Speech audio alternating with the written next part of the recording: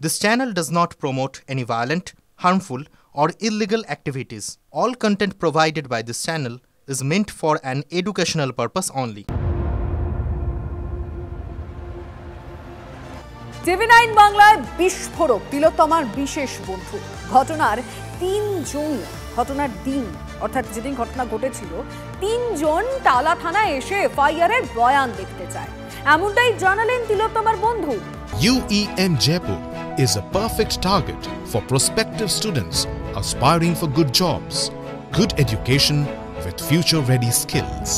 তিনজনই বলেছিলেন আরজিকর থেকে আসছেন, সন্দেহ হওয়ায় তাদের আটকানো হয়। TV9 বাংলায় বললেন তিলোত্তমার বিশেষ বন্ধু ক্রাইম সিন ঘেরাটোপ নিয়েও তুললেন প্রশ্ন। সুপ্রিম কোর্টের পর্যবেক্ষণে যে হতাশ হয়েছেন তাও জানালেন, শেষে সাফ জানিয়ে দিলেন উৎসবে আর ফিরছেন না। কমপ্লেন লজ করার ক্ষেত্রে কারা গিয়েছিল? এফআইআর টালা থানায়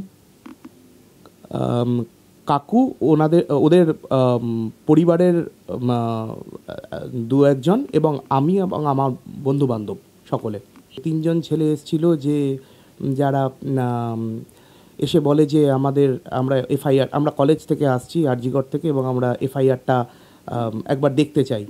তখন আমি তো সেই অবস্থায় ছিলাম না, আমার মানসিক একটা ব্রেকডাউন হয়েছিল।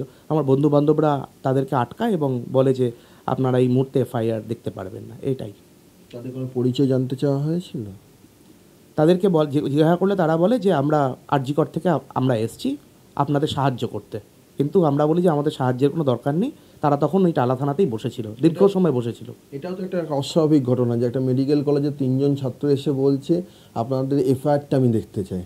তেমন তারা দেখতে চাইছিলেন যে এক্স্যাক্ট কি লেখা হয়েছে সেখানে অভিযোগপত্রতে। হ্যাঁ, অস্বাভাবিকতা মনে হয়েছে বলেই তো আমার বন্ধুরা তাদেরকে আটকায় এবং তাদেরকে দেখতে দেয় না। তারা কোনো পরিচয় দেয়নি যে কোন বর্ষের ছাত্র। আরজিকর মেডিকেল কলেজ তো অনেকগুলো স্ট্রিম আছে, অনেকগুলো বিভাগ আছে, জানতে চাওয়ার পরেও তারা কিছু বলেনি? না, সেরকম কিছু বলেননি। উত্তর দেয়নি? না। তারা কতক্ষণ ছিল টালা থানায়? যতক্ষণ আমরা ছিলাম, আমরা চলে আসার অবধি তাদেরকে আমরা দেখেছি। তারা বসেছিলেন, অনেকক্ষণ বসেছিলেন। Crime scene cordon off, crime scene ঘিরে ফেলা বলতে যা বোঝায়, ছিল কিছু সেরকম কোনো চিহ্ন দেখেছেন? কর্ডন অফ মানে ওই ডু নট এন্টার যেরকম লেখা থাকে স্টিকার, সেরকম আমি কখনো লক্ষ্য করিনি। আমি যখন গেছিলাম তখন লক্ষ্য করিনি। এবং কি প্রচুর মানুষের যাতায়াত চলছিল তখন?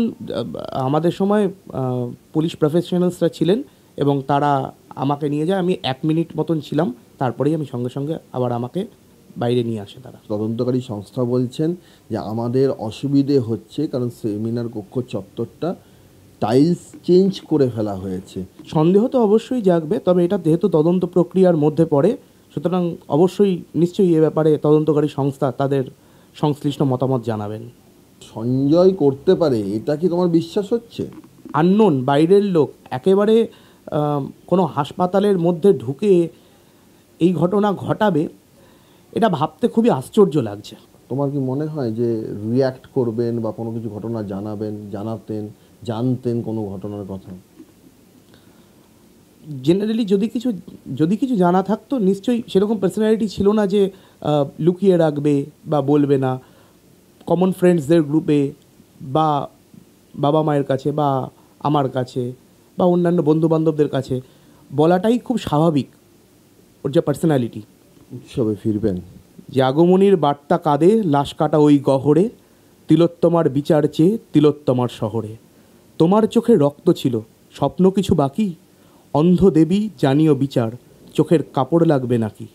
ভীষণ রাগে আমার শহর বলছে যে আর পারছি না, আমার দুর্গা চাইছে বিচার, উৎসবে আর ফিরছি না।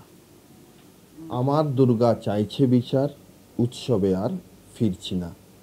এরপর কি চাইছে তিলোত্তমার পরিবার, কি চাইছেন তিলোত্তমার বিশেষ বন্ধু, তার বলার অপেক্ষা রাখে না। ক্যামেরায় দীপঙ্কর জানার সঙ্গে সৌরভ দত্ত, TV9 বাংলা, কলকাতা।